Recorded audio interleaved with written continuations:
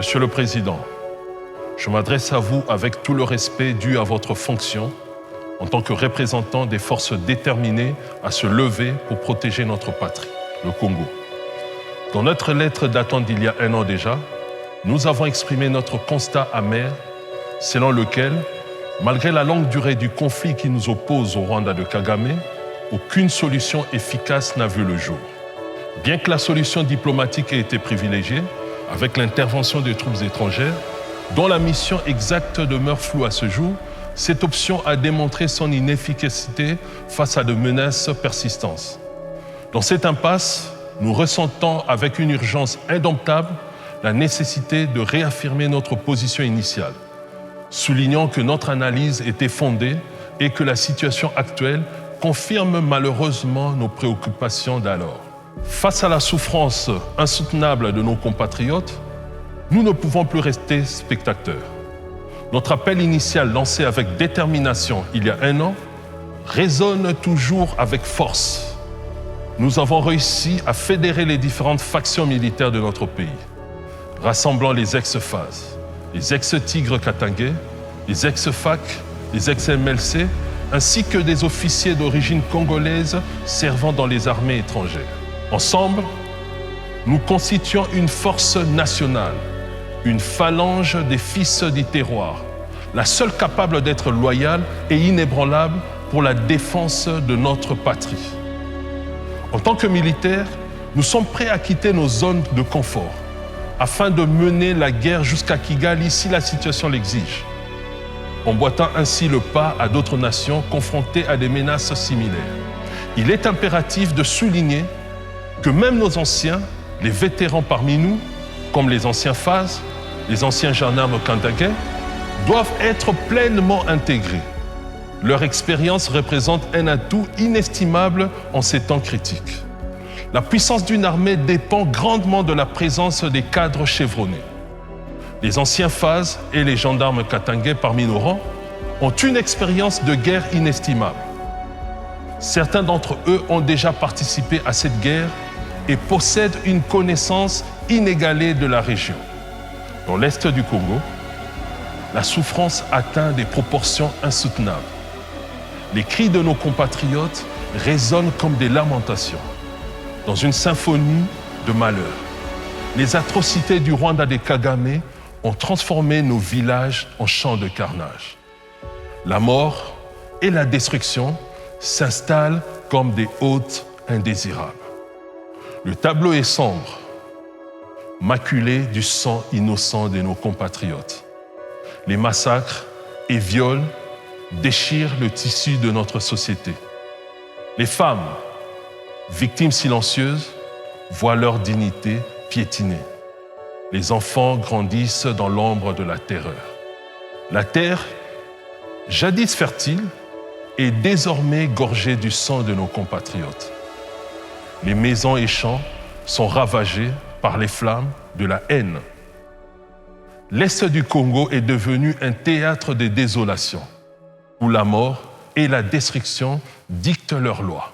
Face à cette tragédie, les paroles sont impuissantes. L'heure exige des actions concrètes, une réponse immédiate à la détresse de notre peuple. Nous ne pouvons plus nous contenter de garder le silence. L'Éternel combattra pour vous. D'ailleurs, est-ce que notre armée a vraiment gardé le silence? La réponse est non, car les FARDC n'ont pas arrêté à travers des communiqués intempestifs d'accuser, de blâmer, de pointer du doigt, de dénoncer, de mettre à témoin et autres formes de plaintes et que sais-je encore. Dans cette nuit noire de désolation, nos concitoyens crient leur douleur. Mais au lieu d'une réponse audacieuse, ce sont des lamentations. Les lamentations de nos propres défenseurs qui retentissent. Les plaintes des FARDC. Leurs plaintes, au lieu d'être un cri de vaillance, révèlent plutôt une litanie de faiblesse et d'inaction. Les communiqués, loin d'être des actes de bravoure, se transforment en notes de plainte, en dénonciations stériles qui masquent la véritable poltronnerie qui règne au sein de nos forces armées. La puissance des mots est utilisée non pour défendre notre peuple, mais pour exprimer une impuissance déconcertante. Les dénonciations, au lieu d'être des appels à l'action, deviennent des aveux involontaires de la défaillance de nos défenseurs. Les FARDC, au lieu de se dresser comme des remparts impénétrables, se plaignent des obstacles, accusent sans prendre les mesures décisives qui s'imposent. Ce tableau de lamentation, loin d'inspirer la confiance, dépeint une armée ébranlée, submergée par la complexité de la mission qui lui incombe. Et pourtant, ces provocations répétées du Rwanda sont précisément l'occasion de démontrer que la parole de Dieu est vraie.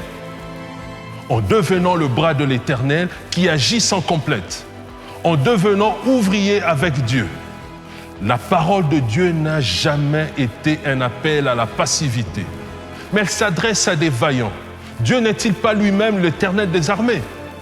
C'est à nous, en tant que vaillants, de devenir les instruments de sa justice et de sa volonté sur cette terre. Il est temps de rompre avec cette complainte perpétuelle, de transcender les dénonciations stériles et d'affirmer avec fermeté et bravoure la renaissance de notre armée.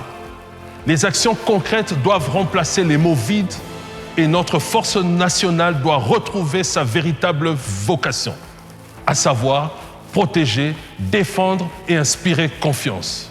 Monsieur le Président, à l'approche des élections, notre patrie est plongée dans le deuil.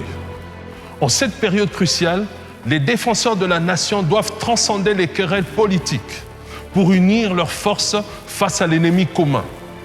La campagne électorale ne saurait occulter l'urgence de la situation. Nos compatriotes de l'Est du Congo ne peuvent plus supporter d'attendre. Personnellement, la mémoire historique me conduit à remettre en question la pertinence des élections dans ce contexte. J'en appelle à une réflexion approfondie sur les conséquences potentielles dans un environnement marqué par la terreur et la violence. Les élections ne doivent pas précipiter notre nation dans un abîme plus sombre. Le deuil de notre patrie ne doit en aucun cas être éclipsé par la frénésie électorale. La priorité absolue réside dans la protection de notre peuple et de notre territoire. Il serait regrettable de ne pas tenir compte de cet adage qui stipule qu'un peuple qui oublie son passé est condamné à le revivre.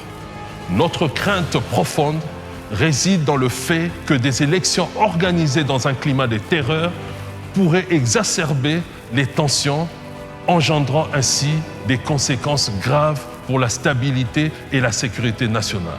Plutôt que d'apaiser, ces élections pourraient devenir le terreau d'une crise politique et sociale sans précédent. Monsieur le Président, notre motivation ne réside sur aucun avantage personnel, mais plutôt par le désir de nous laver de la honte portée depuis 3 décennies. Prêts à en découdre avec l'ennemi qui opprime notre patrie, le Rwanda, nous sommes dévoués. Notre engagement transcende toute considération personnelle. Prêts à endurer les pires épreuves pour restaurer l'honneur et la dignité de notre nation. Car les véritables soldats ne marchandent par leur dévouement. En arborant cette tenue, nous nous imprégnons de l'héritage des vaillants qui ont offert leur existence pour la défense inébranlable de notre nation. Nous nous devons d'être les successeurs légitimes de nos héros militaires qui ont porté cette tenue avec une fierté, parmi lesquels nous pouvons citer le général Mbuzamabe, le général Baouma et le colonel Mamadou Dalla. Notre engagement résolu résonne comme un écho de leur bravoure, prêts à perpétuer leur héritage avec une dignité inflexible et une détermination inébranlable. En coiffant fièrement le béret noir, emblème de la justice militaire, nous arborons notre bannière, symbole vibrant de notre quête infatigable de justice pour notre peuple. Notre serment solennel résonne dans chaque pli de ce béret noir, représentant non seulement la justice, mais aussi le commandement indoptable des opérations spéciales. Notre engagement est sans faille. Nous pénétrerons au cœur même du dispositif ennemi, isolant avec détermination les traîtres congolais qui ont trahi leur nation et bradé leur dignité en pactisant avec des forces étrangères. Sous ce béret, chaque initiative sera menée avec un sens aigu de la responsabilité envers notre patrie. guidés par la volonté inébranlable de restaurer l'honneur et la souveraineté nationale. En arborant ces symboles, nous honorons l'héritage des héros militaires du monde entier, portant avec fierté le poids de leurs sacrifices. Chaque pli de notre tenue résonne comme un témoignage de leur courage, et chaque pas que nous ferons vers Kigali, bastion de l'ennemi, est un hommage à leur indomptable dévouement. Notre engagement, c'est de perpétuer cette histoire, d'écrire un nouveau chapitre dans la défense de notre patrie, avec la résilience comme manteau et les idéaux de justice, de liberté et de dignité nationale comme boussole. Monsieur le Président,